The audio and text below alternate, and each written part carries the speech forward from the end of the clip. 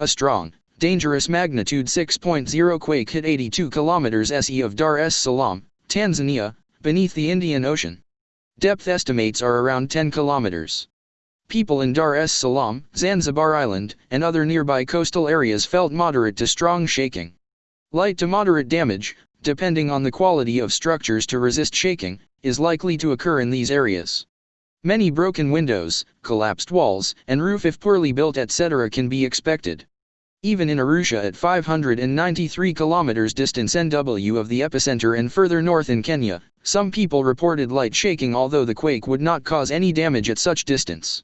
Not many earthquakes of such size have occurred in recent history in this region as it is far from plate boundaries and major faults.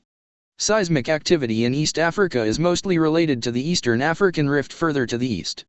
Luckily, even after 15 hours since the magnitude 6.0 earthquake struck near Tanzania's coast last night, there are no reports of serious damage or injuries.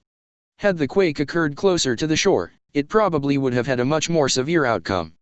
USGS models estimates that almost 9 million people felt the earthquake, mostly as weak to mild shaking, while 59,000 people in the areas closest to the epicenter felt it at moderate intensity.